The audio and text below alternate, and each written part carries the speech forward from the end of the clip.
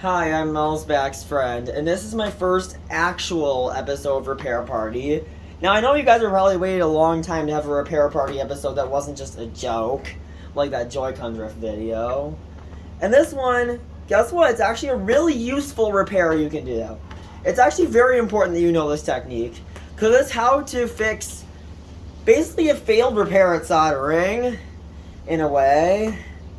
So, here we have a Wii U that got some power supply issues. Like, you can see a cable's connected, and like the other end of that cable is plugged into the same port as the same power strip as that Wii U gamepad right there, and the Wii U gamepad is game powered just fine. You can see the light there. Look, you can definitely see that the cord is most likely not the issue. Like, it looks perfectly fine. Like, no damage to the cord visible.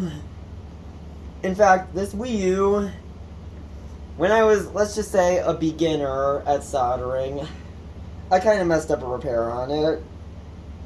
This is what we'll get into in this tutorial. Because this is basically how you fix a device that had a failed repair on it such that solder pads were torn off. Which is what happened to this Wii U's power supply solder pads. Because like the plug for the power supply is like soldered in place with two through-hole leads. Which I can show you another Wii U motherboard for a comparison. See that yellow port right there? Now, depending on the factory that particular Wii U was manufactured in, it could be yellow, but it could also be black. On this one, you see it's yellow. And like you see, it's definitely through-hole leads, because you can see right there. Now, those through-hole leads were basically busted on that Wii U that is failing to receive power. That other Wii U has a different problem with it, which is, you know, the SD card slot's busted, which that's also a repair that requires soldering to fix.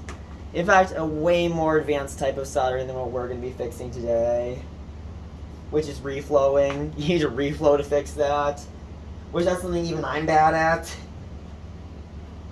So, what you need for this repair, some kind of wire that is a gauge similar to the leads on the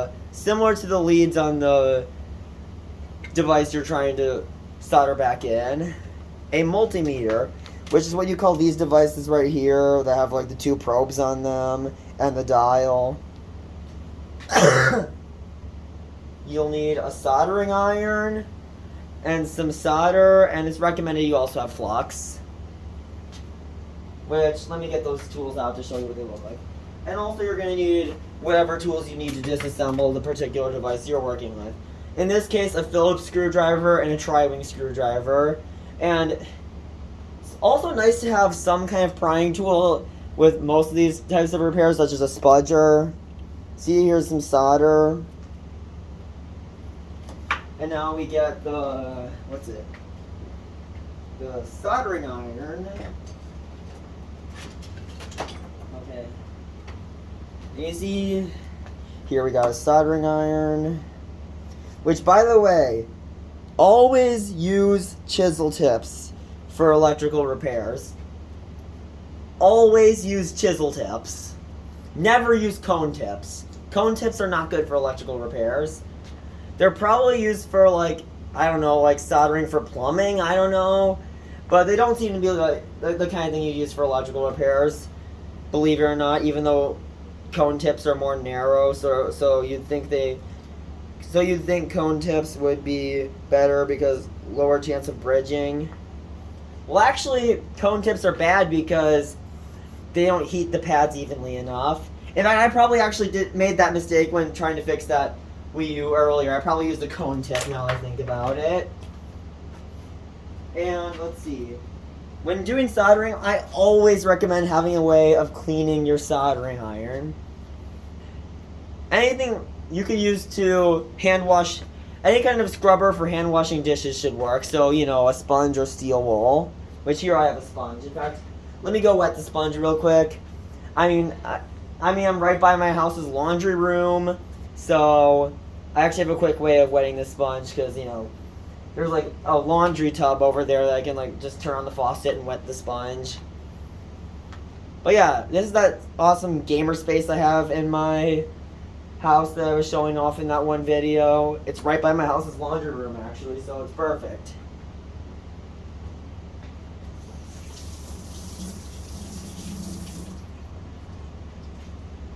Which, now that I think about it,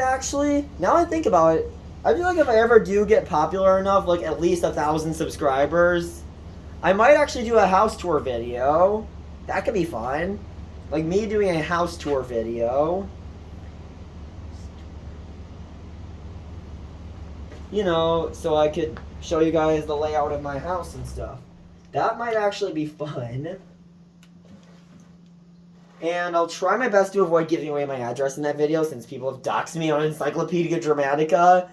Which, you shouldn't get into that kind of stuff. That's bad. Do not dox people on Encyclopedia Dramatica unless they are Nintendo ninjas. The reason why I say unless they are Nintendo ninjas is because, from what I've heard, the Nintendo ninjas dox someone in the Nintendo Switch homebrew scene, which is really bad.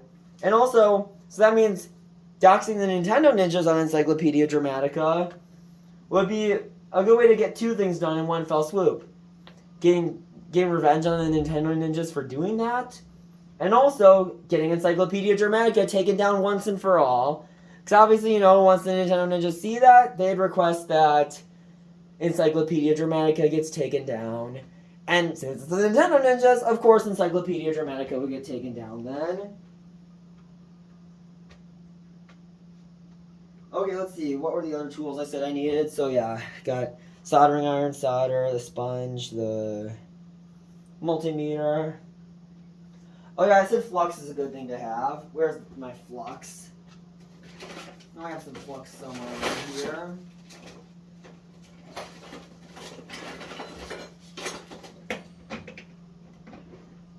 Well, I found another tool that could come in handy. Okay, so... Oh, and there are actually a few tools I forgot to mention that you could use. Remember I said the thing about how you're going to be doing wiring work? So you're going to need wire cutters and wire strippers as well. I recommend having both big wire strippers and small wire strippers on you because one of them is good for stripping cable coating, the other is good for stripping wire coating. In case you know what I mean. This is the big kind, and this is the small kind. I recommend having both on you. And we also got these wire cutters. Yeah, I know the spring broke off the wire cutters, but just means I have to like apply force to open them, just like I have to apply force to close them. They still work other than that, if the spring's missing. So really all the spring does is make them snap back on their own. Hang on, I'm just going to continue looking for my flux. Because I got no clue where I last put it. Oh, I found it. But the lid wasn't on it for some odd reason. Oh well, shouldn't be that big of a deal. Come to think of it, when was the last time the lid was even on that thing of flux? It's been without a lid for a long time. But yeah, this stuff right here is flux. I mean, there is the more runny kind of flux. That's not what this is. This is like the one that's in like a more like waxy form, if you know what I mean. Like, yeah. You've probably seen people use them in soldering tutorials if you ever watched a soldering tutorial before. So yeah, let's see. What do I have here? Wire strippers, wire cutters, soldering iron, screwdrivers, which I actually got here off camera.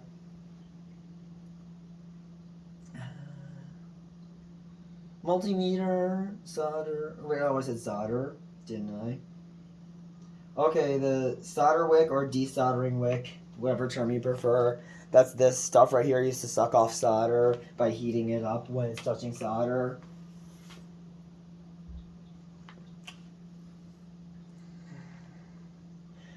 You know what? Yeah, I think I should get another tool that's used to remove solder. Because I do have another tool that can be used to do that. And just like solder wick, it has 2 different names. I'm going to go get it. I know exactly where I last left it.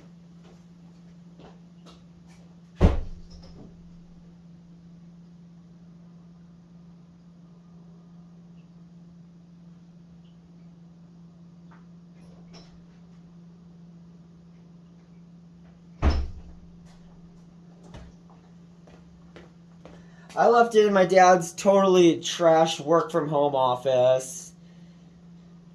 That's on the other side of this basement. I mean, yeah, my dad is a software developer, so he is able to work from home, which is something I've always found nice about my dad.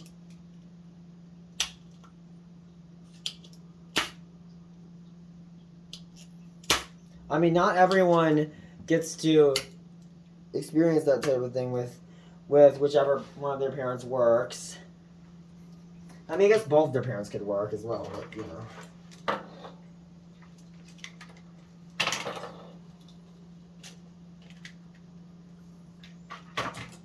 But, you know, both of their parents work. Then that means that, you know, they'd have to be put into a sex hotel for Pokemon until they're old enough to be left alone.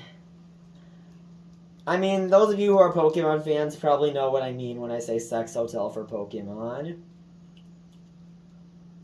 I mean a daycare. I mean, yeah, anyone who's a Pokemon fan would know what that's a reference to. Which, believe it or not, is not a reference to pornographic Pokemon fan art. It's actually a reference to something that's canon, for those of you who don't know.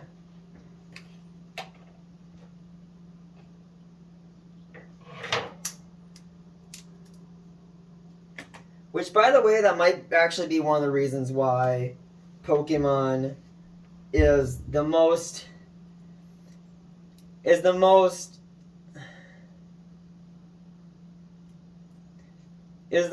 like fetishized fictional media franchise of all. Second being My Little Pony.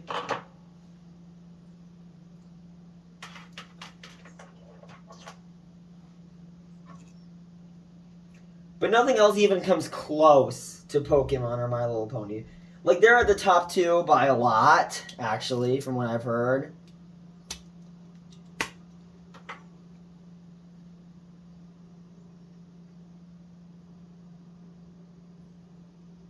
Okay, so let me just see here. I don't know. Let's get started, I guess. So we just gotta remove all the cables from this Wii U.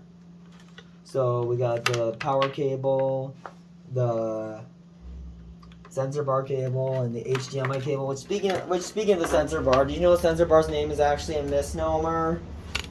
Here's why. The sensor is actually not in the sensor bar. It's actually on the Wiimote, which I explained that in that candle video I made a while back. You know, that video where I, you know, did the whole candle technique to get Wii games to work without a sensor bar. Well, let me go in more in depth as to how that actually works. It's kind of interesting. This will help clear up some of the confusions about it that I got in the comments on that video. This will help clear up some of the confusions. Yeah, you can see this Wii U has been disassembled before because it's missing some screws. Yeah. Like, there was one screw holding this top piece on. This top piece that's the ghost of port covers past, as I call it. I call it the ghost of port covers past. Anyone who's ever owned an RVL001 model Wii would know why I call it the ghost of port covers past. It's a reference to how on the Wii, that was where the GameCube controller and memory card ports were. And like there was actually a cover that went on them to make it more aesthetically pleasing when you don't have any GameCube stuff in it. Which, fun fact actually, the way how a Wii works Makes it so that GameCube CPU and GPU compatibility is a requirement for the system to work. It's just optical drive support and connectivity support that's required for it to get GameCube support. That's what the Wii U doesn't have, and what the RVL 101 and 201 Wii's don't have. Like, seriously. Like, literally, if you take an optical drive from an RVL 001 Wii and put it into an RVL 101 Wii, it will load a GameCube disc. I mean, obviously you won't be able to actually play the game without soft mods because, you know, no controller. I mean, yeah, you'd still need Nintendo to actually be able to control and save the game because no controller or memory cards. You know, Nintendo, it's the thing. Okay, yeah, you can see that this has definitely had failed repairs done because electrical tape holding this antenna in place, yeah. So let's just get that out of the way. And we'll also take, it's probably because I didn't understand actually the way how these were secured when I did this repair. Didn't really understand that these were like latched in place when I did this repair and just forced them out. But as you can see, I've matured a lot from the time when I first attempted this repair. And actually, you know what? Shout out to Matt KC for actually giving me some inspiration behind this method in his buying a $1 Wii from Japan video. I mean, this isn't the exact same method that he used that I'm going to be doing, but it's kind of similar. It's basically combining that with... It's basically combining that method with a method that's used more in, like, reverse engineering stuff than repairing stuff. Like the type of reverse engineering that people do to make mod chips. It's used more in the type of reverse engineering people do to make mod chips. But yeah. Basically combining that with Matt KC's method of fixing that Wii. Matt KC is a really cool YouTuber, actually. You should check his channel out. I mean, he does not, like, sponsor his video at all, but, you know, you should still check his channel out. He's a cool guy. But you know who's a better YouTuber to subscribe to? Me. I mean, seriously. If you're not subscribed to my channel, you are going to get a punishment day. Get it? Because, like, I do some Go Animate videos sometimes. And, by the way, I want to let you know that... Actually, I don't even know if this camera angle is even good. Actually, could make the camera angle a little better, so let's just... I think I should, I'm gonna move it here and zoom, I think. Well, that will help. Let's see. Okay, yeah, that's a lot better. No, I'll zoom out. Okay, there we go. That looks good. Okay, so we just, okay, yeah. Now, we gotta get the screws out that are holding this fan in place.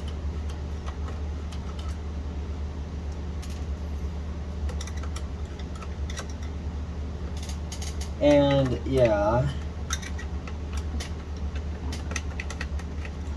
I mean, one thing I wanted to know about my Go Animate videos is, interesting fact about them that you might not know.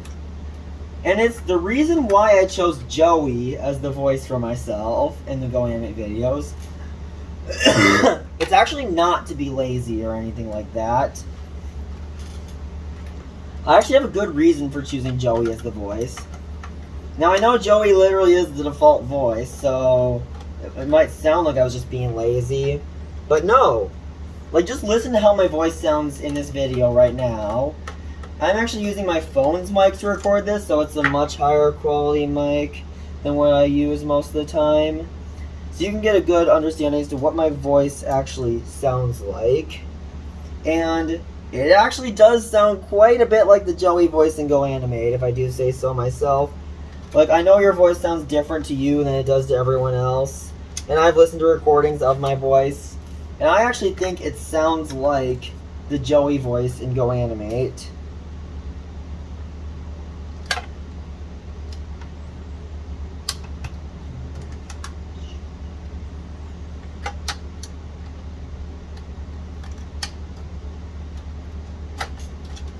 Well, you probably noticed that in my Go Animate videos. Like that Go Animate Melsback's Friends Showdown video, that was kind of funny. Because, like, you know, like... I'm going to be doing more, like, Go Animate character showdown videos, actually. That won't be the only one. I'm going to be doing more, actually. Okay. Okay. I just realized I kind of messed up that camera angle. You know what, let's just move this a bit. And, okay, no, let's just do that. Yeah, I think that's pretty good, I think.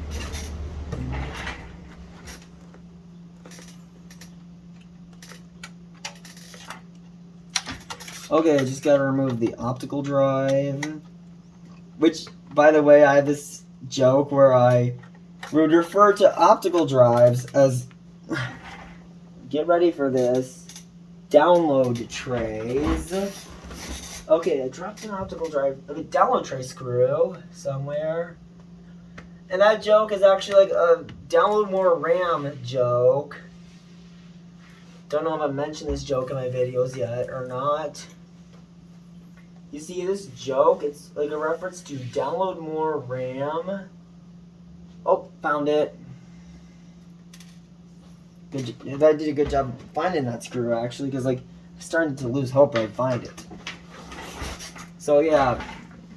The joke is basically saying that, you know, when that an optical drive is actually called a download tray because it's where the RAM ends up once you've downloaded it. So then you, like, pull it out of the optical drive. Like, you know, like you see like a stick of DRAM coming out of your optical drive. Which actually works really nicely with the type of optical drive that a Wii U has, or like a Wii has. Unless it's a Wii Mini. Because of the fact that, you know,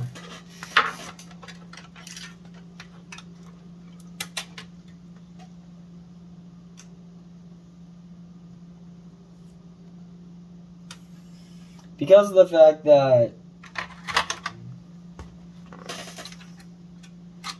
it's like one of those like suck style optical drives.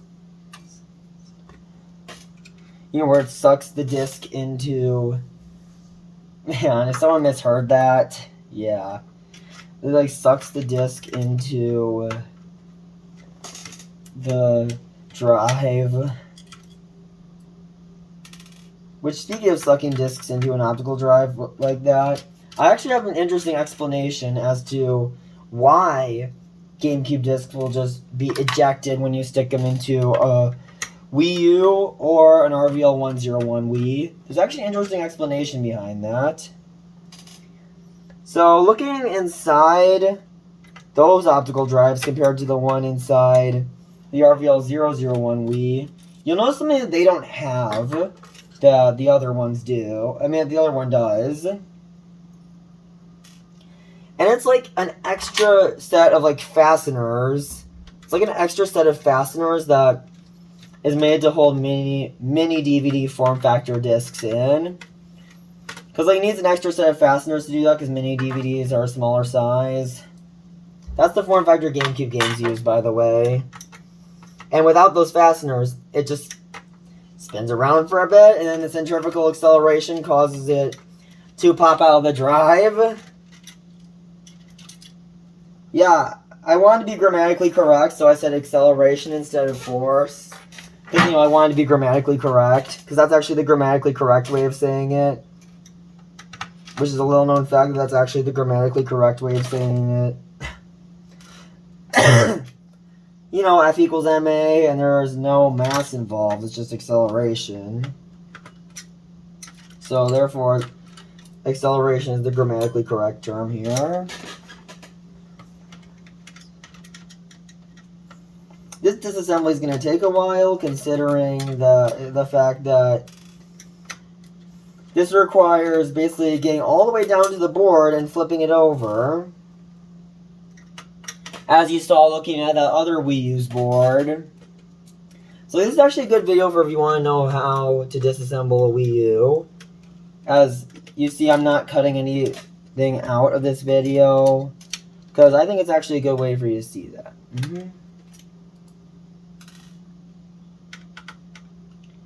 But yeah, it's funny though how the reason I use the Joey voice for myself in Go Animate has nothing to do with laziness. It's just that my voice actually sounds like the Joey voice. I mean, definitely back in the early days of my channel, like about 5 years ago, my voice sounded like the Ivy voice, which is the voice people use for Caillou, for crying out loud. Like, if you just watch one of my videos from the beginning of my channel, you'd see that my voice sounded like Ivy back then.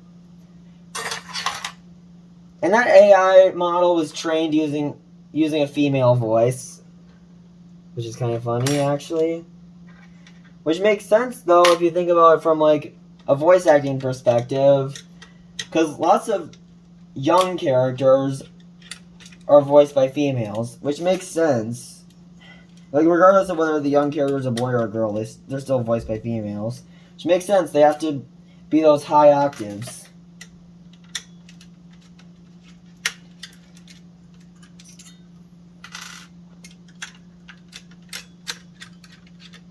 So it makes sense that back then I sounded like Ivy.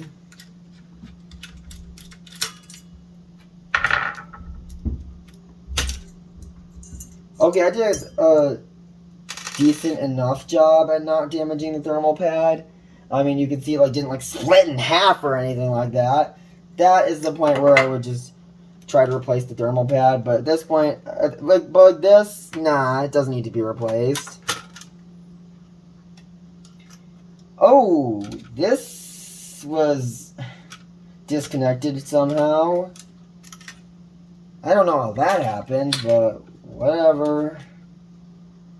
Okay, I see now how it happened. This, like, sticky pad here.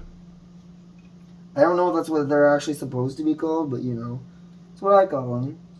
Kind of fell off. Let me just put it back on. And yeah, that should hopefully keep it in place. But anyway, we gotta get that off just because why not? Oh, sorry if you heard that. That was my brother ranting about computer problems, I believe, because like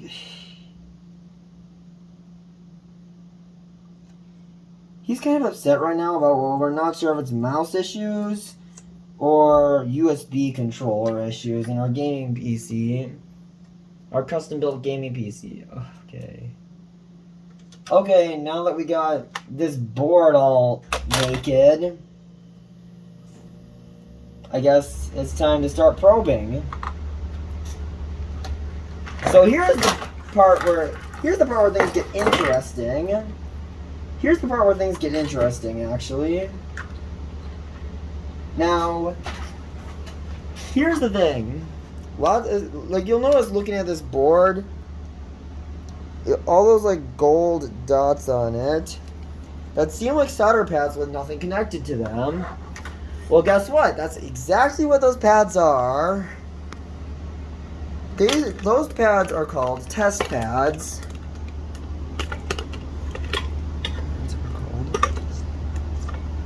Yeah, so let me just move my camera to get it in the right spot. Okay, let's just do that.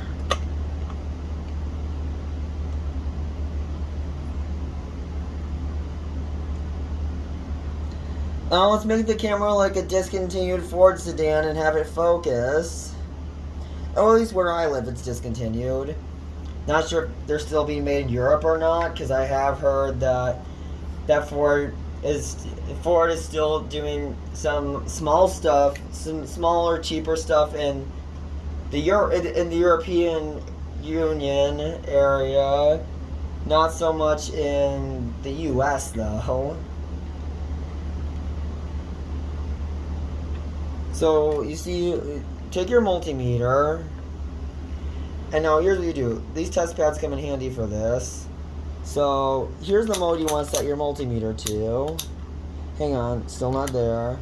This mode that has like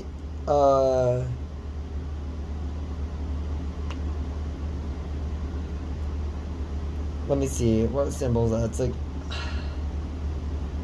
inverter symbol or buffer symbol? I don't know which one it is. It was inverter, I believe. I think that's an inverter symbol. And also like a wave pattern, kind of like what Wi-Fi shows. So you know it's in the right mode if the multimeter makes a beeping sound when you touch the probes together. You know what? Now let's zoom in on the board again. I literally have my camera zoomed in as much as it will let me. And yeah. So basically what you want to do is probe a test pad that you think might be for the pad and probe the nearest good part of the trace. If it beeps, they're connected, as we saw earlier.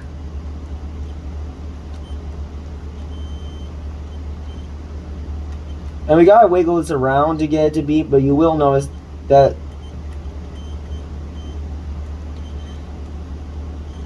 at some angles you get a beep. That's because that's a bad trace. But if there are angles where you get a beep, then you know that is where it's supposed to wire to. But it only wires like that if we jiggle it around a bit, because that's where the trace is damaged. And so now here's what you're supposed to do. You're supposed to basically solder around the bad trace onto the test pad. Because basically that multimeter thing we did was basically figuring out that those test pads are connected to that area. Now, almost all consumer electronics actually have test pads inside them like that.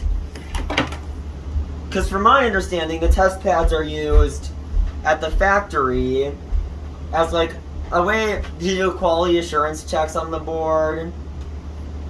From my understanding, that's what they're for. They're for a way to do quality assurance checks on the board at the factory.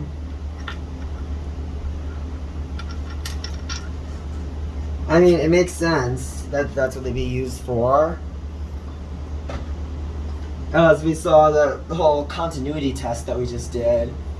Yes, that's what that's called. It's called the continuity test. I mean, makes sense. Think calculus. Think what continuity means in calculus. Oh, it's like, you know, basically when something's continuous in calculus, it means there's no, basically means there's no like breaks in it, like holes, asymptotes, or just a jump from one x value to another. Those are known as discontinuities in calculus. But I'm actually taking calculus class right now, so yeah, it's one thing I'm going over. Now let's see, what kind of wire would be good to use? This one might be a little too thin, honestly. Yeah, I think I'll go with a thicker wire just to be safe. Would DuPont wires work, or would those be too thin? Actually, let me look at the rated output wattage of the charger. Power supply cable, that would help. Okay, 5 amps. Definitely gonna want to use some pretty good thing then. If it's rated at 5 amps, Yeah. Like, let's see, actually, what's a good type of wire to use? Probably gonna want to, like, steal something from a cable I'm not using. Actually, like, this might work. This could work.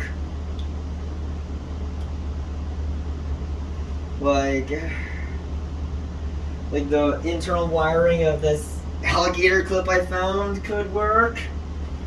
So, if you're unaware, this thing right here, which looks kind of like the thing they use to like fasten a bib onto you at a dentist's office, it's called an alligator clip.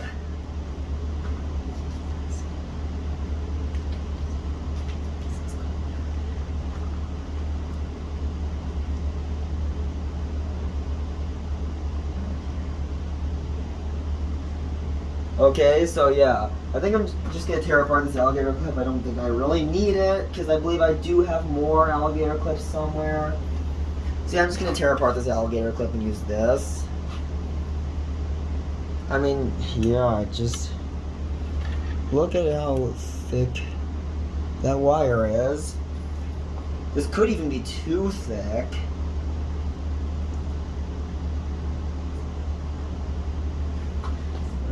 We'll just see. So let's just plug in the soldering iron now. Yep, got that soldering iron plugged in now. Let's see. My go-to soldering iron heat is 350. I don't mean go-to like the really harmful C keyword. Get it? Like, don't even use go-to when programming C. Use while loops, for loops, or functions, depending on what it is you're doing. Don't use go-to.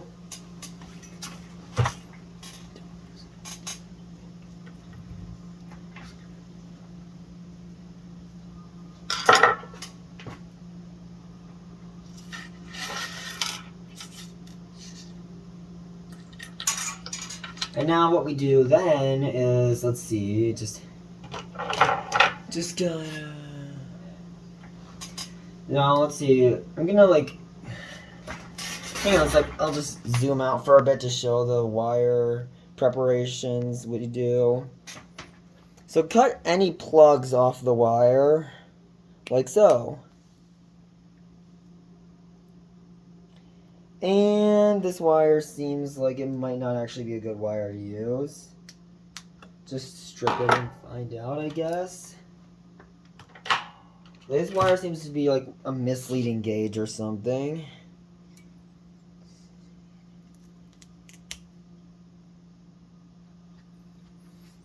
Let's compare that to the size of those. Let's compare that to the size of those pins real quick.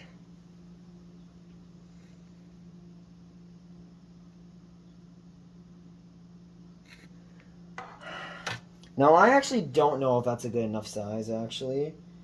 I actually don't know.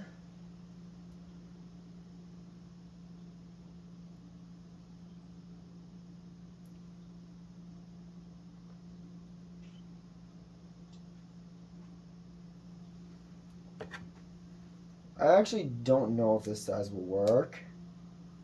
And yeah, basically divide the wire into enough pieces for all the traces you have to fix. And so, you know, we're fixing 2 different traces, so we'll just cut the wire into 2 pieces. Now, this may not be the most even cut, but we're only gonna need a tiny bit of the wire, so it doesn't really matter.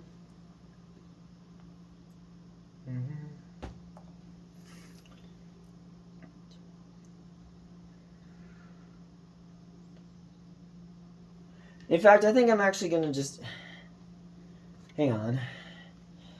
You know, I would rather not strip and cut while one end is soldered to the board, as that can put too much stress on what we're soldering to. So we're just gonna cut it to a length where I have enough slack. That should be good. Yeah, I think that's a good length. Just gotta strip the other end because I didn't do that yet. There we go.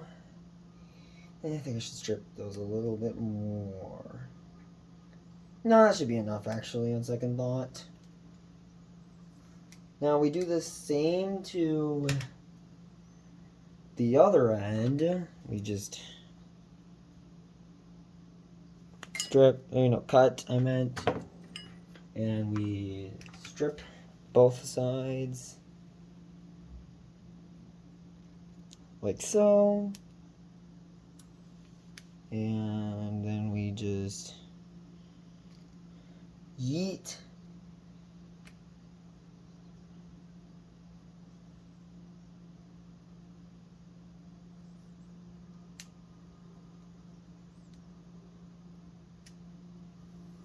Okay, there we go. We got that all done.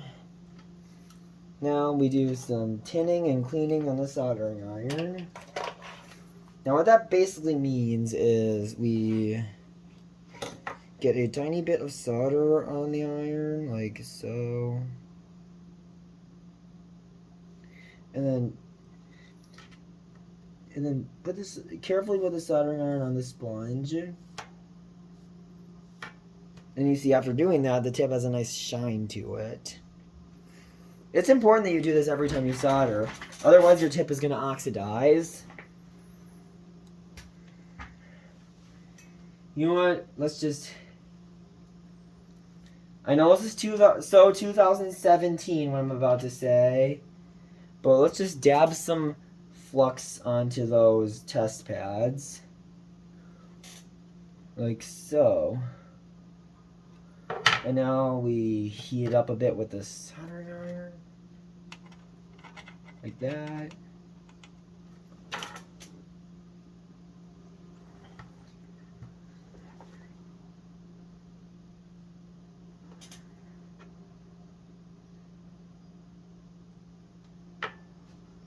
And now we just...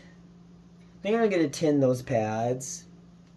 It'll probably help if I tin the pads. Now, tinning pads is kind of like tinning the soldering iron tip, because basically you're just adding some solder to the pads just to start out with.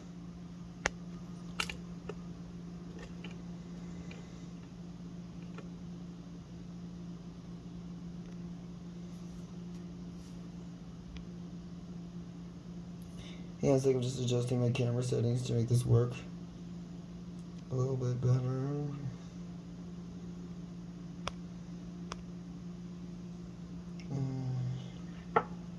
Looks clear enough, I'd say.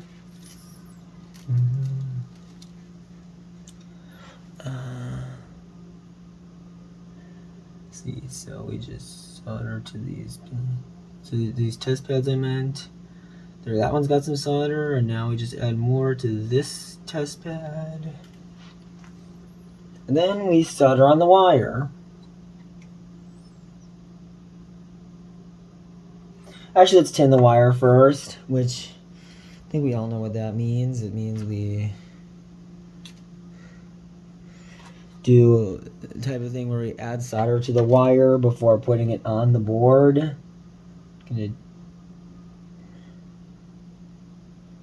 From what I've seen, it's most important that you tin stranded wires. Like any kind of like low voltage DC thing like this will use stranded wires. It's really only high voltage AC stuff that uses solid wires.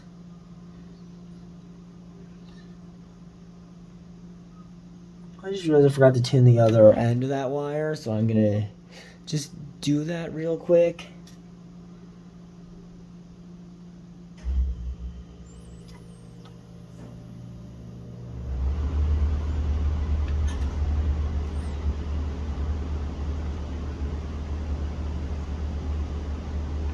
Then we just bend this wire around.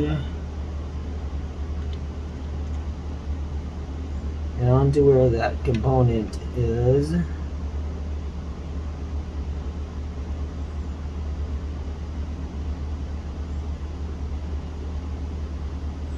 This pad was definitely over soldered.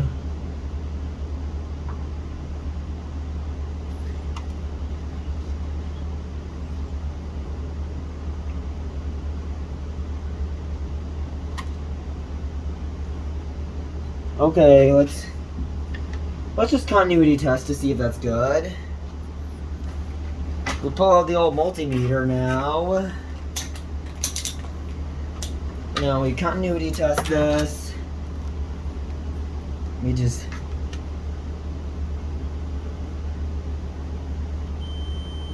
okay. We got a connection. Good. Now we do the other wire. I sure hope this still fits into the Wii U's chassis. Yeah, I live in the US, so I say chassis. The pronunciation of that word varies based on the country you live in.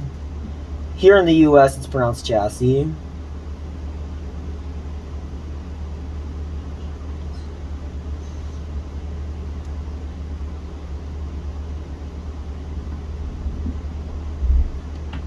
Actually, I think I overstripped that end of the wire. Let's just fix that real quick by cutting a bit off of it. There we go, that's better. Don't want to cause solder bridges because the wire's overstripped.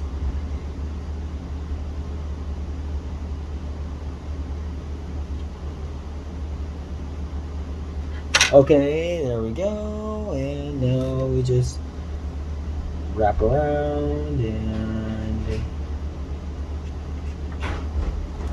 By the way, I'm currently recording a video. If you're coming down here to talk to me.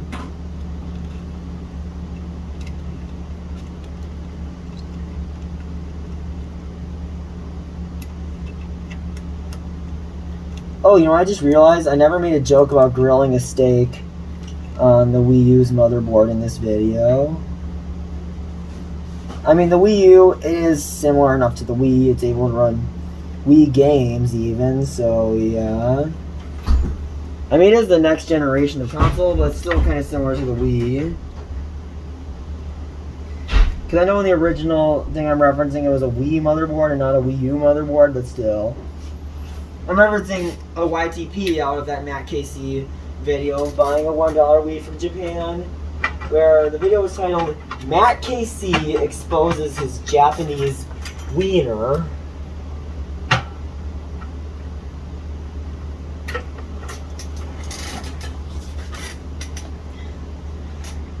I mean, that doesn't look very pretty, but it should work. I mean, let's continuity test this again.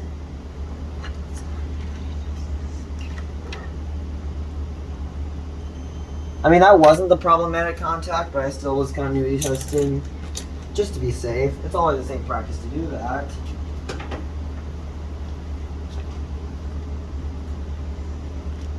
Okay, now I'm gonna zoom out as it doesn't need to be zoomed in that much anymore.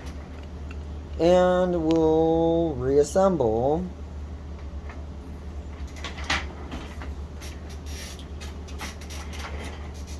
So yeah, this is the test pad bypass method of repairing a device with damaged traces. Now it's not like any like official name for it, so don't take it as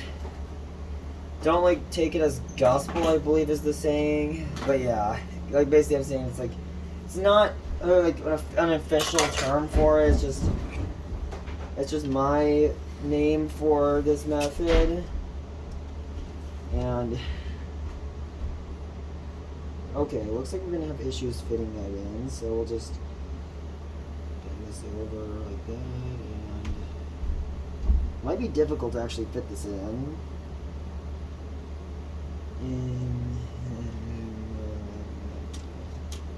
We'll just do that, and okay, there we go, got it to work. And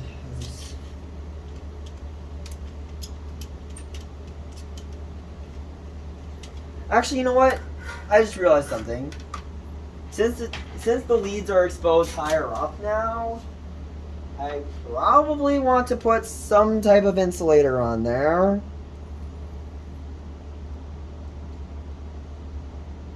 I'll use polyamide tape, also called Captain tape, for that. Spelled Kapton. I've seen so many people misspell it. I've seen so many people spell it as captain, like the captain of a ship. And also Coptan, I've seen before. Now one of them seems more like the way how a boomer would spell it. The other seems more like the way how a Chinese manufacturer would spell it. Okay, yeah, that's a good spot to put the polyamide tape, also called Captain tape.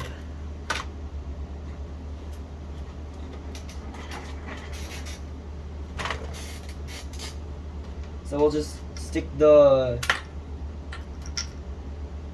these like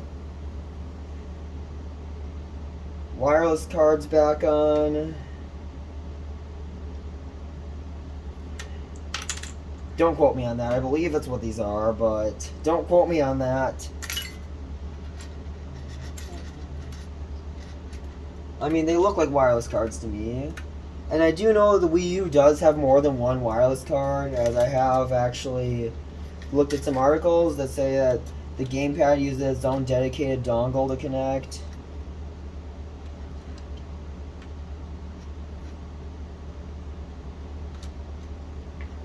Its own, like, the gamepad uses its own dedicated card for communication, which makes sense considering, you know, the gamepad is just really proprietary. But as to which one of these is the gamepad one, I don't know. And there's another card I didn't put on. It's this card. Someone could let me know what each of these cards are. That would be great. I unfortunately don't know enough about Wii U hardware to have an answer to that.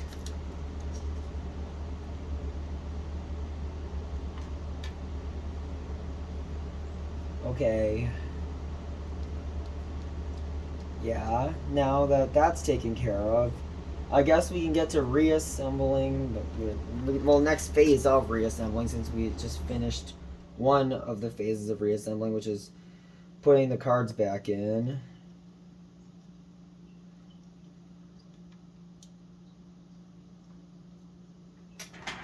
So yeah, like, make sure your wires latch in like that when reassembling a Wii U, as that's how they're supposed to latch in. So yeah, let's just stick this piece right here back on. And just line up the board.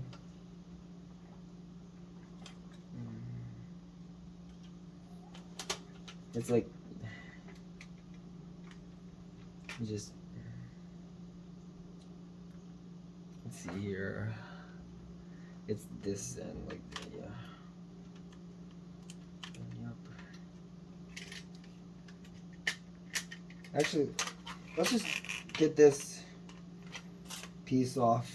This like metal plate. This will really help. So that way we don't have that chassis piece as a distraction.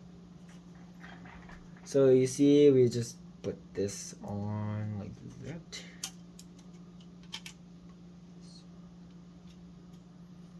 And yeah.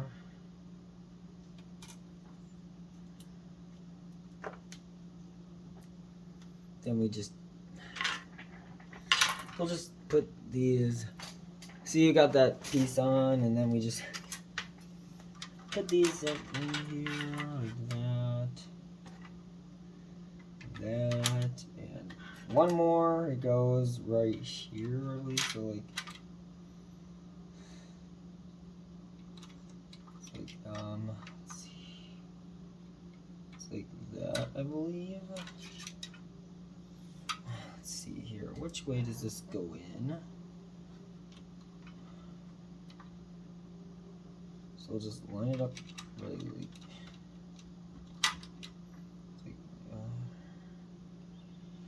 Which way does this piece go in? Oh no. Let's see.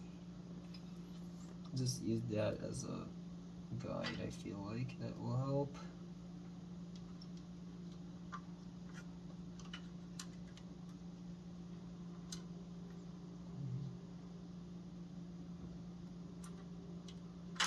Okay, we just fix these simply. No. Okay.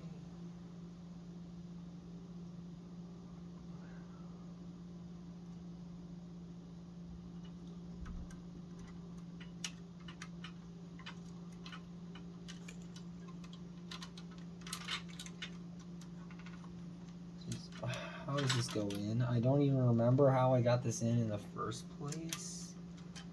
Okay, let's just try to figure it out though. Gotta do that to complete this reassembly. Just,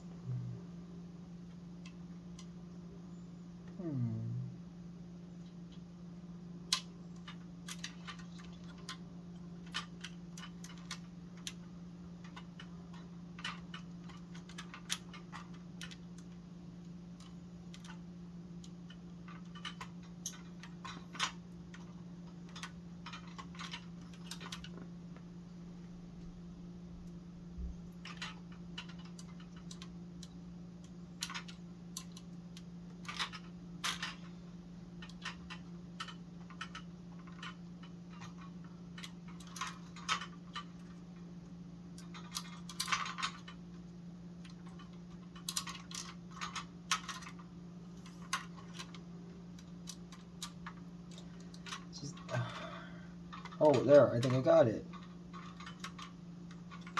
Okay, sorry. I know a lot of that one section was, a lot of this video will be a section of me struggling to fit a screw holder thing in place. But yeah, I just managed to get it in.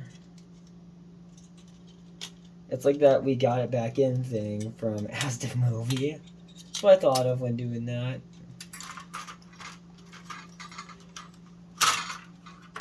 We just get that in and yep. No.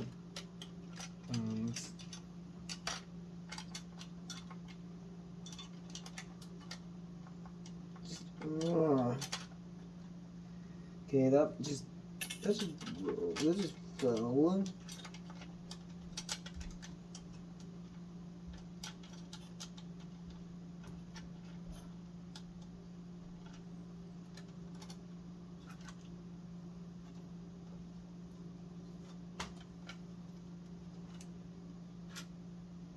What I wanted to do was not what I did.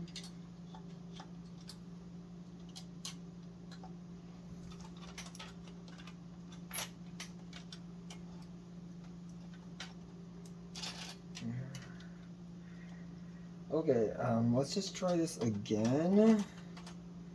Cause it just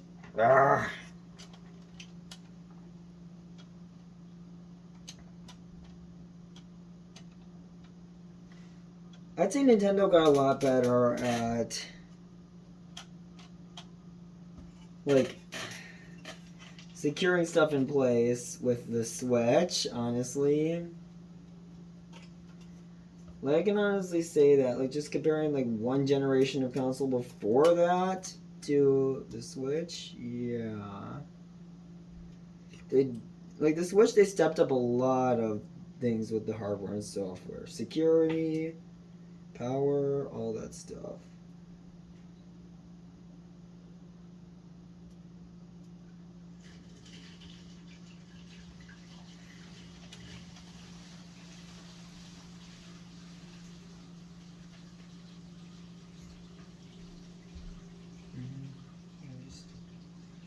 Let's just try that again. Do that, and let's just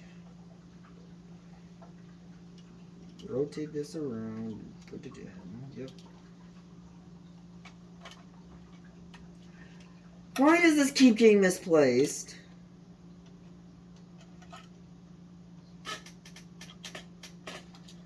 what? Screw it. I'm just gonna fit it in on the actual board. There we go. I'll just actually actually all three of those pieces I'll do that with. I feel like that'll work better if I do it like that.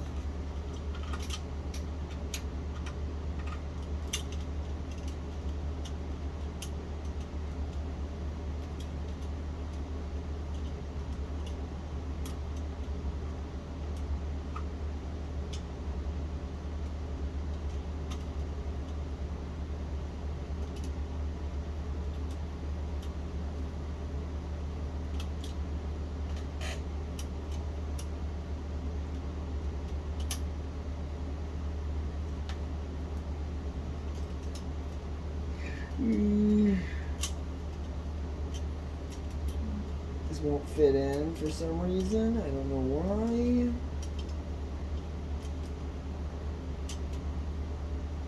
But I checked and this is the right place for it.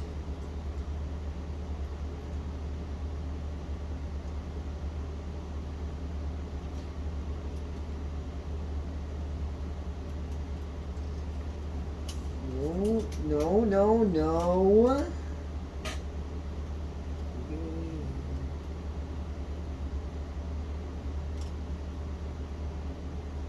I guess that's good enough.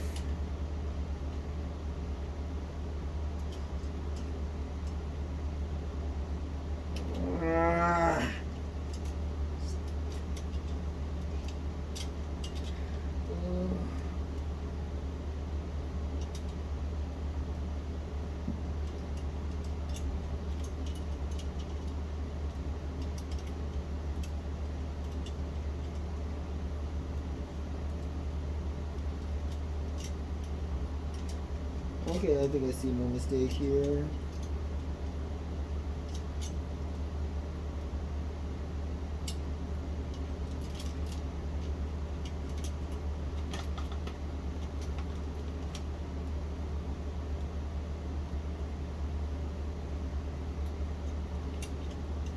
Yep, that was my mistake.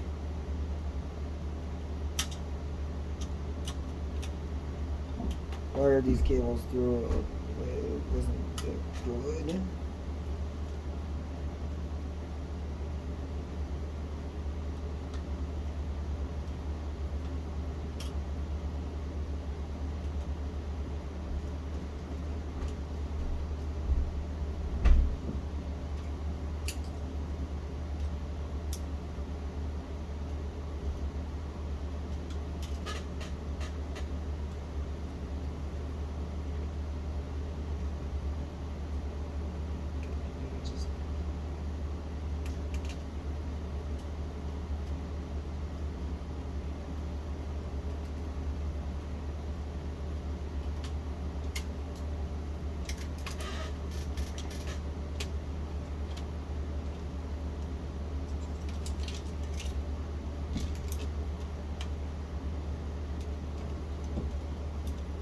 There we go, we do that, and then,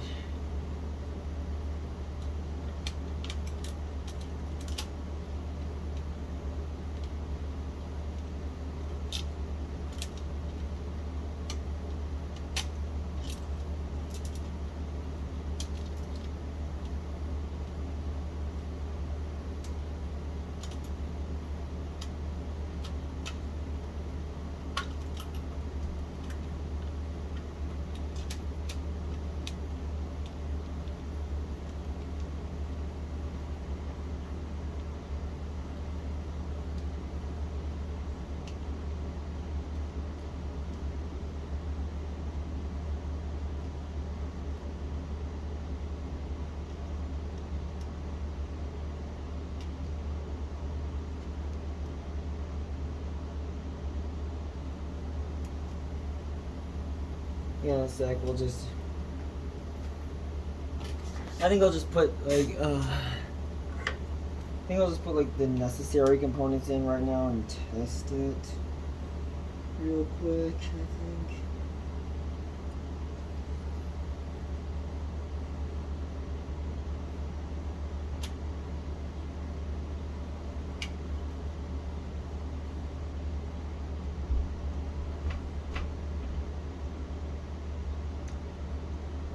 Hang on a sec.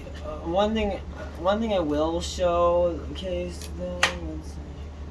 From what I've heard, like the parts of Wii U needs to boot. It's pretty much any electrical component, actually. Like, yeah. A Wii U will actually refuse to boot without a working optical drive for some reason. The Wii will not do that, but the Wii U will. If anyone knows why, feel free to let me know in the comments. Could it be a security concern thing? I don't know.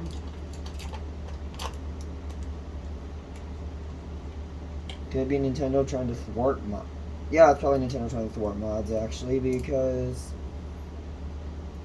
I just remember that the GameCube and Wii had a lot of mod chips that would replace the optical drive. You know, WOD and Xeno GC type stuff. Was that Xeno GC? No, I was thinking of a different mod chip for the GameCube. No, Xeno GC was the one that would put the drive in the debug mode. I was thinking of a different one. For some reason, I'm not remembering the name of that mod chip though. The one that replaced the optical drive for the GameCube, and you just plug in where the optical drive should be. Why am I not remembering the name for that mod chip? Obviously, the best mod chip for the GameCube is PicoBoot. I mean, it's literally just a DIY Raspberry Pi Pico-based mod chip. So, yeah, and also the way how it works is pretty much, from what I've heard, replacing the GameCube's BIOS.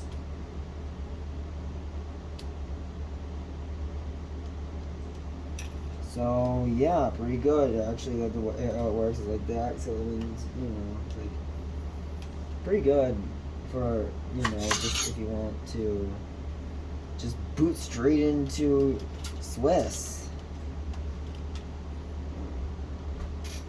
So I kind of find it funny how Swiss is the name of the GameCube version of the homebrew launcher, because, you know, it's like a Swiss Army knife. Like, yeah, like I said, that's probably the reason why, Wes is probably the reason why they want you to have an optical drive in the Wii U for it to boot. I mean, so let's see. One thing I want to let you know about reassembling a Wii U, interesting trick to reassembling a Wii U. If you look on this, like, metal plate right here, you'll see that it's labeled with arrows and also labeled with X's.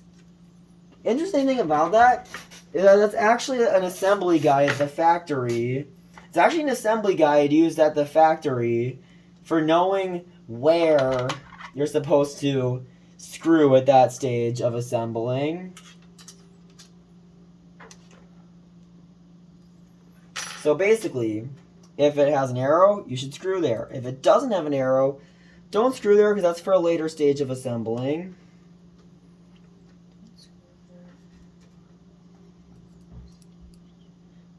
Now, I might have to intentionally leave out some screws just because it sticks up a bit more over by where the soldering work was done.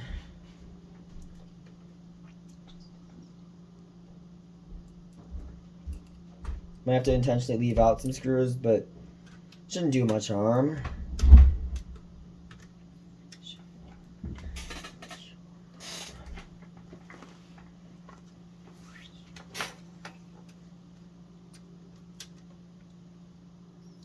Now, let's see.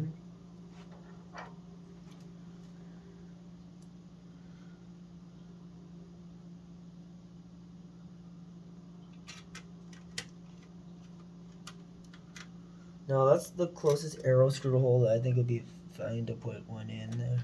Yep. Don't think I should put in any more arrow screw holes, so yeah, I'll just put any more arrow screw holes in that general area.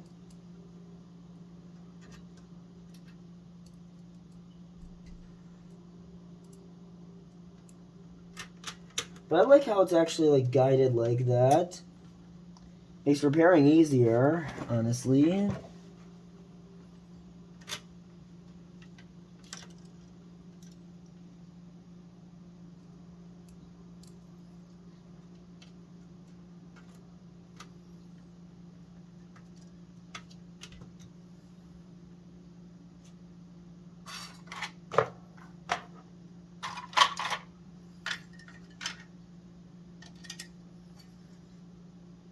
Now we just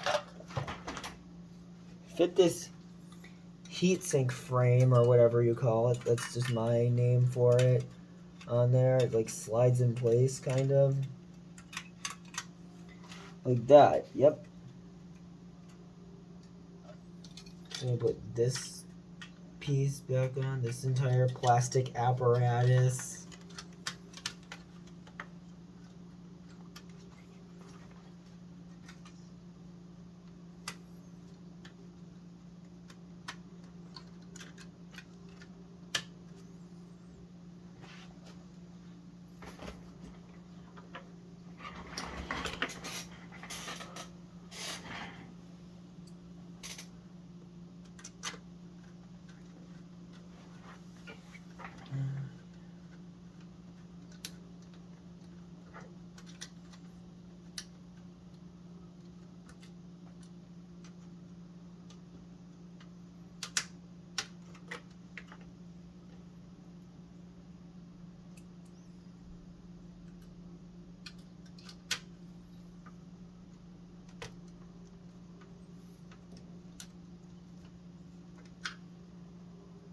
Okay, now we just fit these in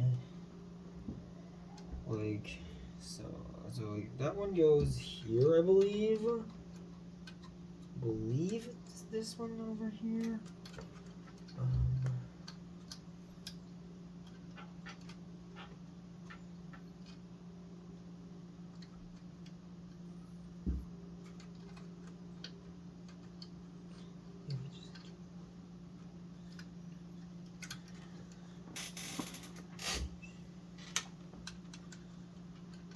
Maybe it's on this side that this one goes in.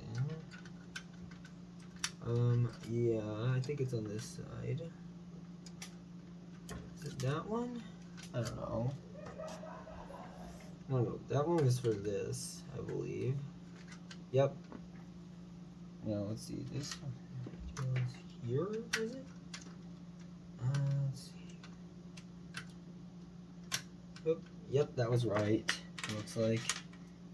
No, this one's the one that goes here.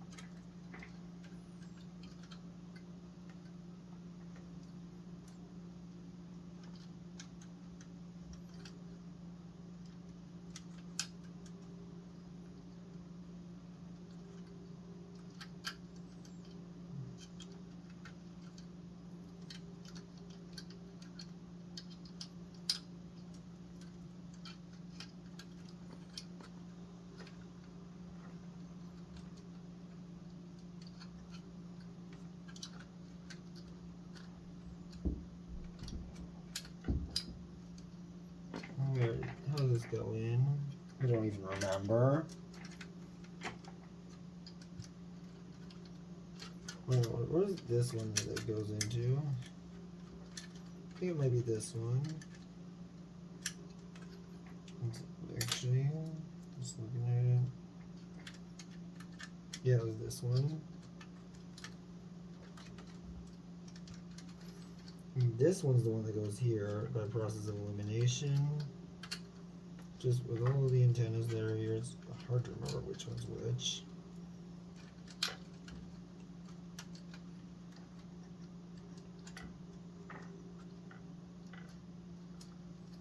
The Wii U uses a lot of antennas, as you can see. It can sometimes be hard to remember which ones go where and how they fit in.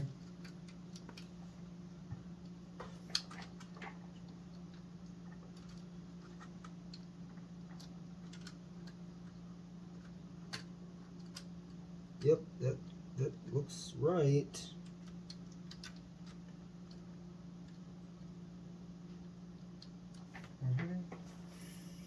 Now we just put these in the right spots. These, like, optical drive holder pieces.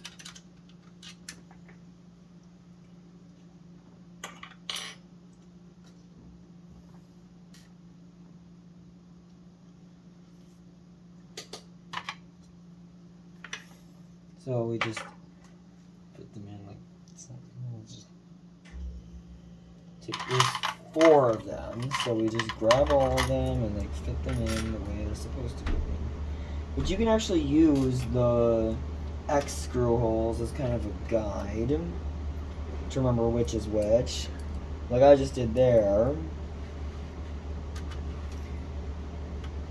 Because like if it's labeled with an X, that means that, you know, the stage of putting that metal frame on is not where you put a screw in there. But this is a later stage in assembly, so, you know, that means that there's a chance that it's supposed to go there.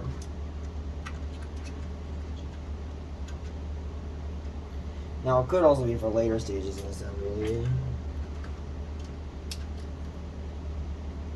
Now, that one does not go there, you can tell by how it does not line up nicely.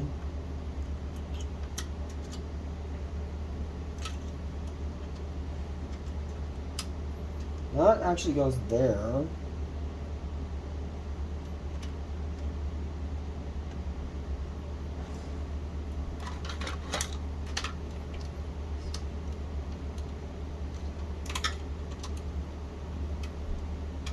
Okay, now hang on. Remember how dirty this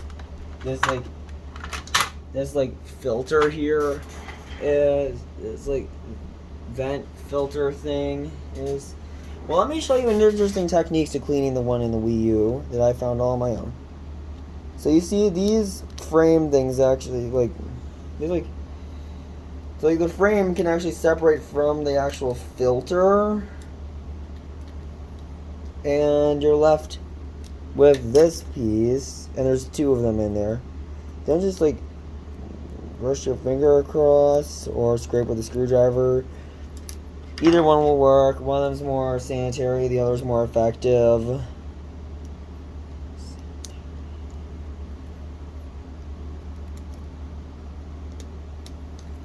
So like you should probably wash your hands after doing the more effective way of doing it, but it's also less sanitary. So we'll just see here, we just do that, and yep.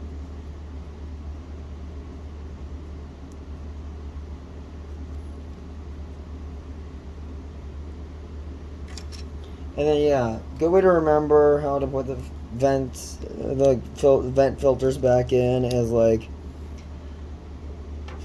thickness, and like use the thickness and the step height use the thickness and step height as a guide, basically. And yeah, it should look like this when you're done. Good way to make your Wii U last longer.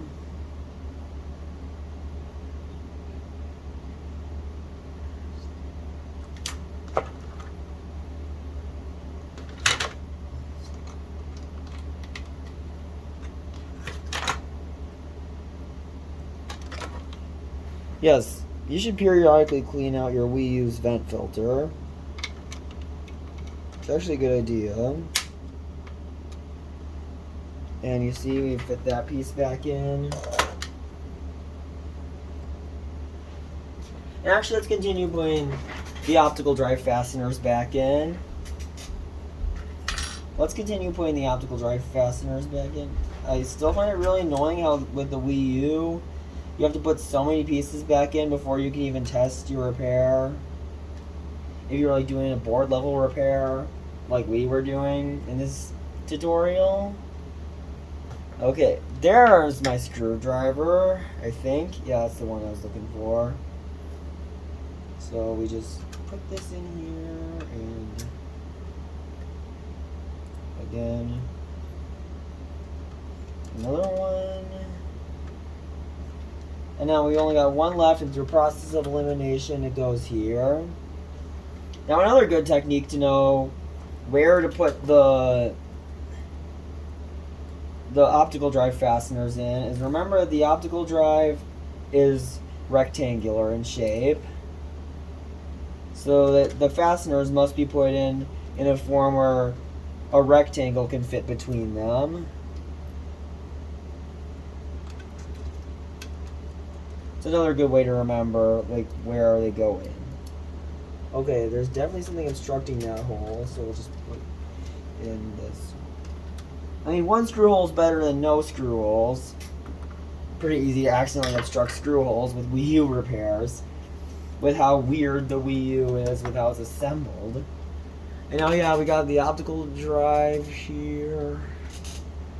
And we just put that back in. Now fit the ribbon cable in like that.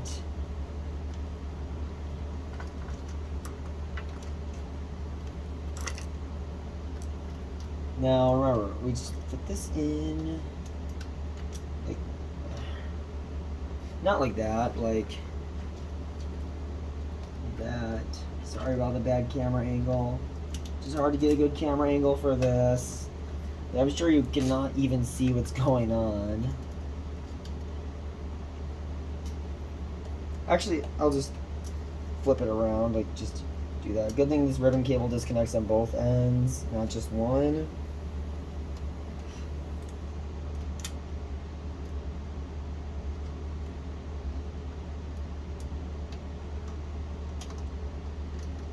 I mean, most ribbon cables are one-sided. This one's double-sided though, which is nice actually. It really helps with the assembly process because it's easier to take it off from one end when disassembling, but put it back on the other end when reassembling.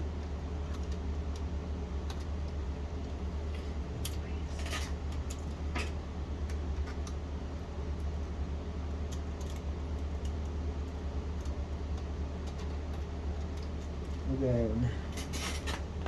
Hang on. I'll just get myself angled correctly.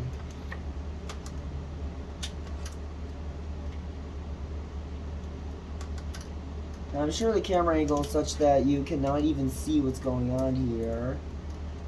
But rest assured, I am fitting the cable back in its socket.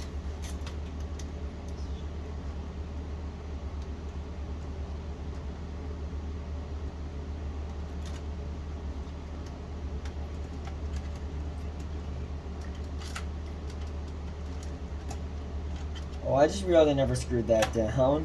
I only put it in the right place, I never screwed it down. Silly me. Now we just screw that in actually this time, instead of just fitting it in the spot where it goes when it's screwed in.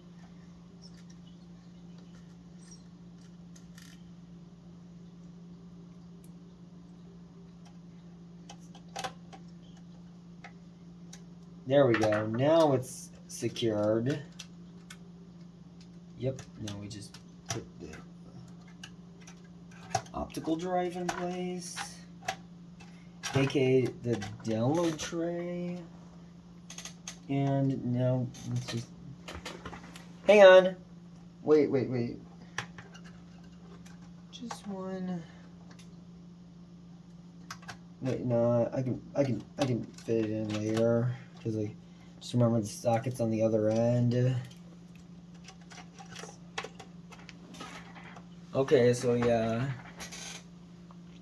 Then we just put this in, and then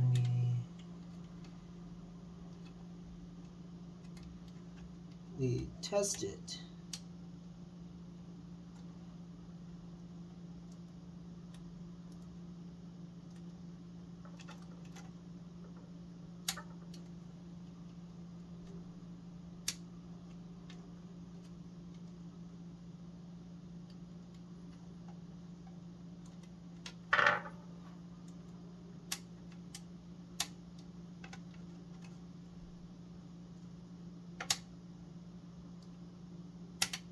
Come on, just... Why doesn't this want to stay in?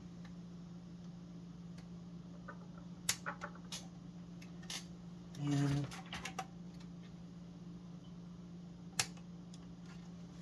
This thing does have a weird socket. Yeah.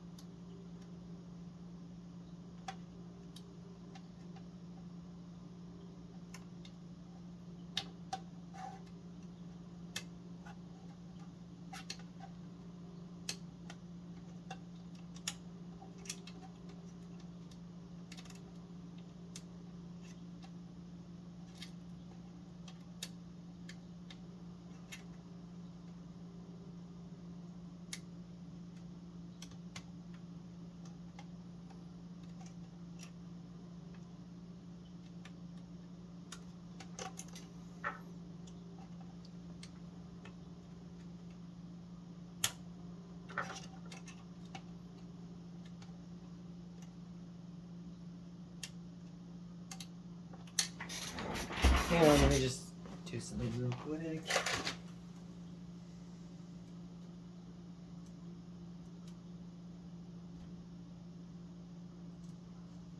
Hang on, let me just check the condition.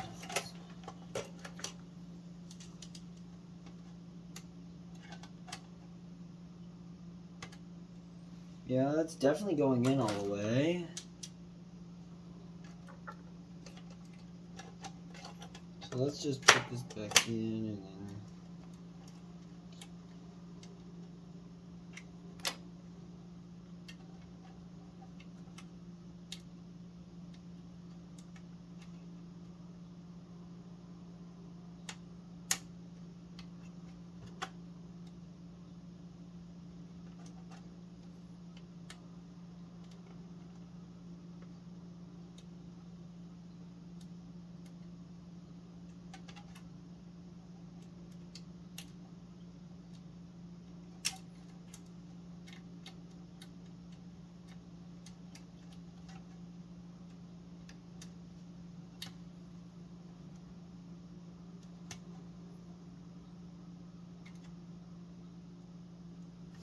No, let's just actually just plug it in and see if it works. I think it's time to do that now. So we plug in the HDMI and this. Oh, wait. Really important thing I forgot to do is reconnect the cooling fan. That's a really important thing I forgot to do. Hang on.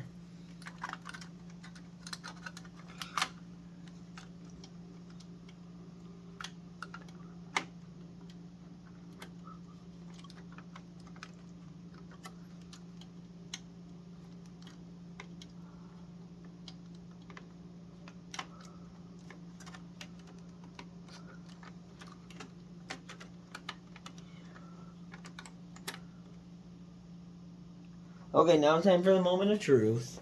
Let's see if this works.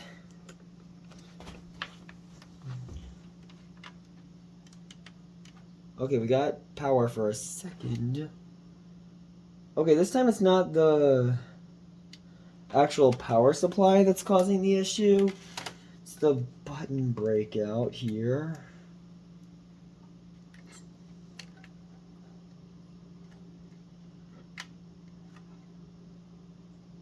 Okay. Yeah, I understand what's going on here now. That cable just wasn't fastened enough. And now time to power on.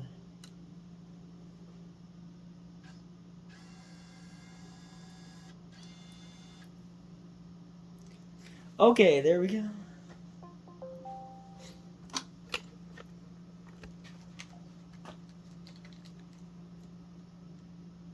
I do have homebrew on this Wii U, you see. Kind of an outdated method, but still.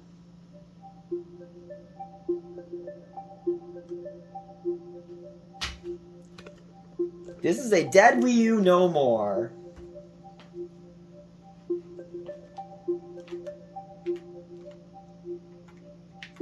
And yeah, it's showing the -3 screen because I don't have an SD card in this Wii U right now. Wii U right now.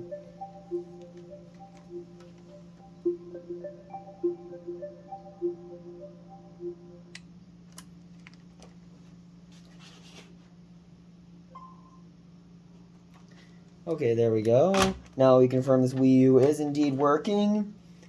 Time to continue the reassembly.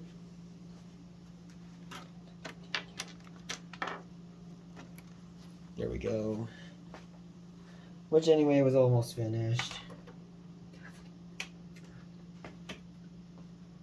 I just realized I booted it without the clock battery in place.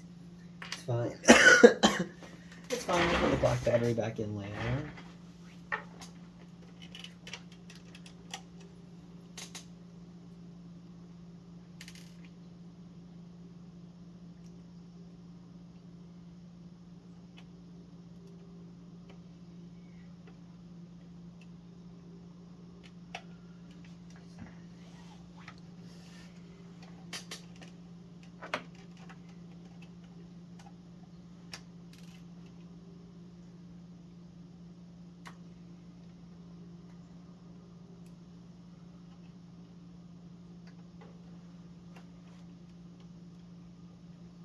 You know, I'm actually really sorry this video went on longer than I wanted it to.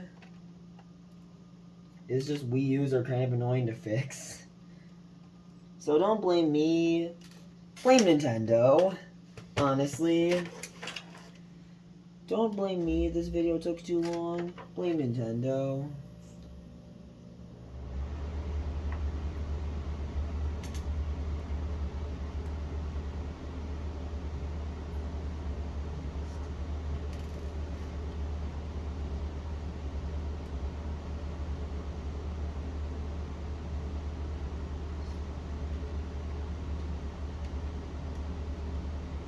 It doesn't seem like it's supposed to be going in there. Just put this. I think this is the right one. I don't know. Okay, yeah, I think it's that one. No? Okay. I guess we'll try. Check out what these screws look. Looks like a pretty similar screw, but it might be different. No, it's not that one.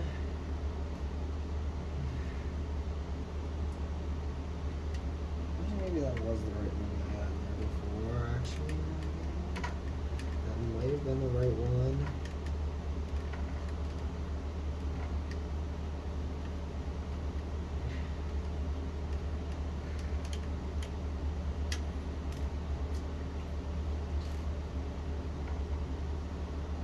Okay, maybe it's this.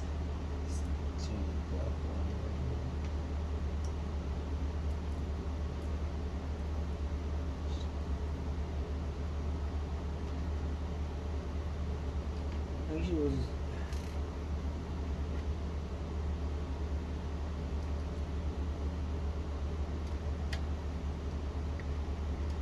Okay, I just realized I have to put this screw in.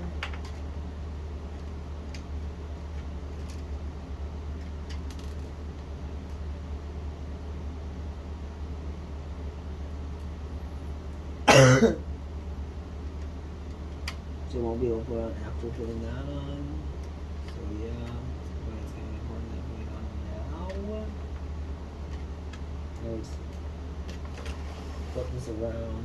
I believe there's another one on the other side that's kind of similar. Yeah, yep, I was right. There it is. It's one of those it's like those optical drive securing screws.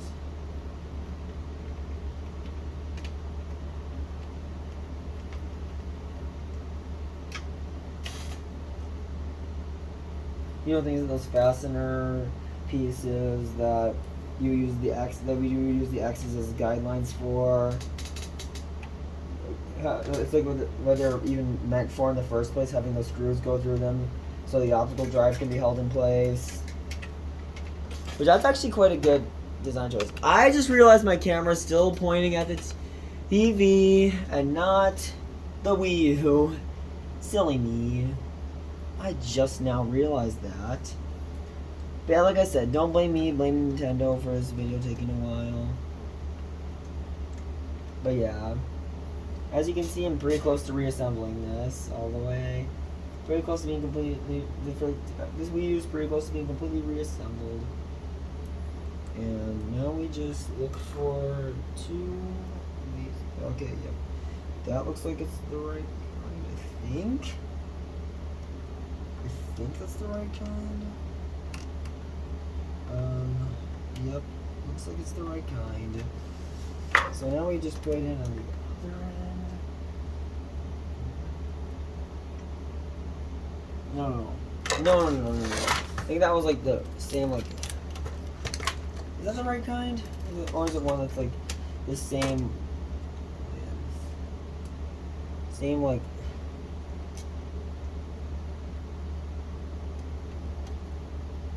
Yeah, I think this kind's actually kind of supposed to go in there. Yeah, it just looks more natural like that, so I'll just fix that real quick. Because that is not where that screw goes.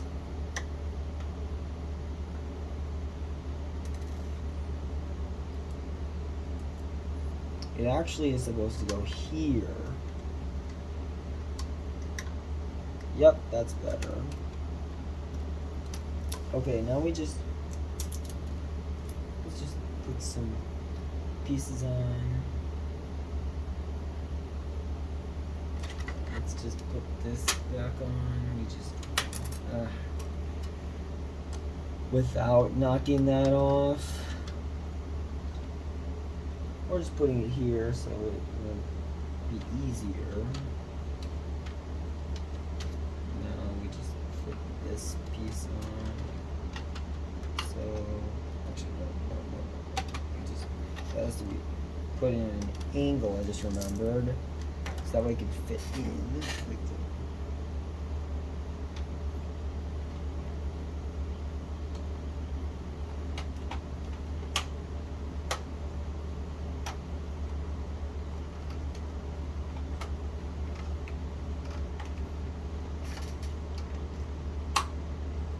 I mean, it is kind of like bulging out there, but if it works, it works. You can kind of see some bulging on the. There's a noticeable amount of bulging on the exterior, but if it works, I guess.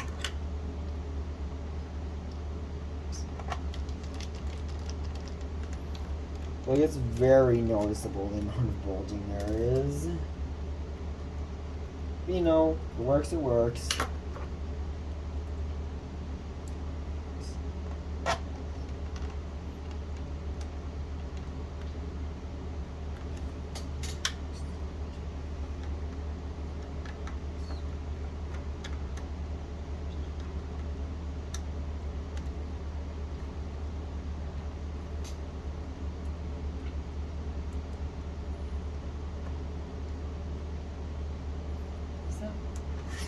I don't even remember anymore.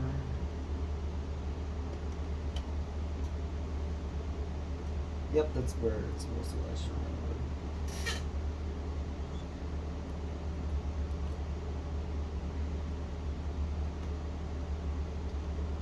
Now let's put the clock battery in there.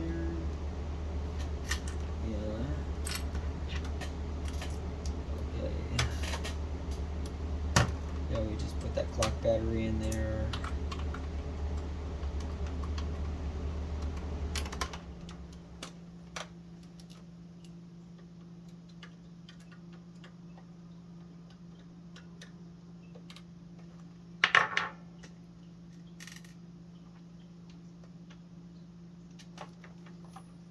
Hang on, let me just look at these screws. Try to figure out where they're supposed to go. This one looks like it's the one for. No. Is it that? No, I think it goes there.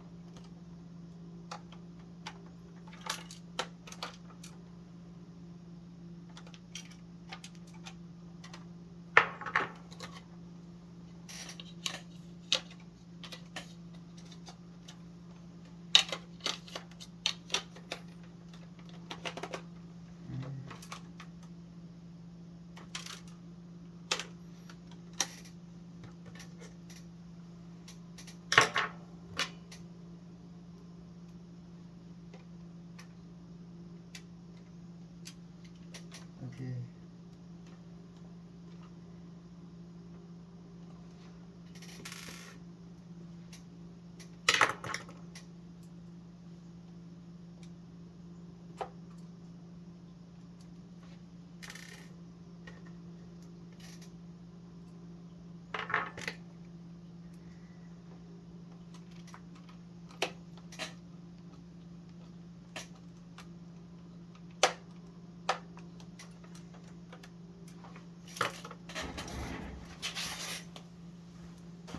Okay, there we go.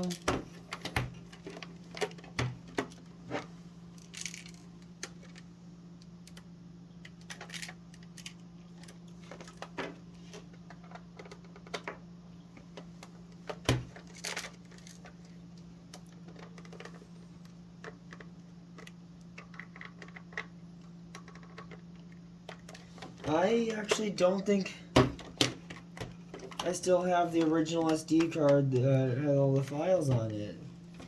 Okay, just gonna have to put some Wii U homebrew related files on an SD card then, I guess. But yeah, as you can see, that's how you would like. As you can see, that's how you do that whole trace rewire thing. And I just realized this video was going on for over an hour and a half. Yeesh. It's okay. We're done here. This is Mel's best friend signing off. And yeah, please make sure you watch the whole video.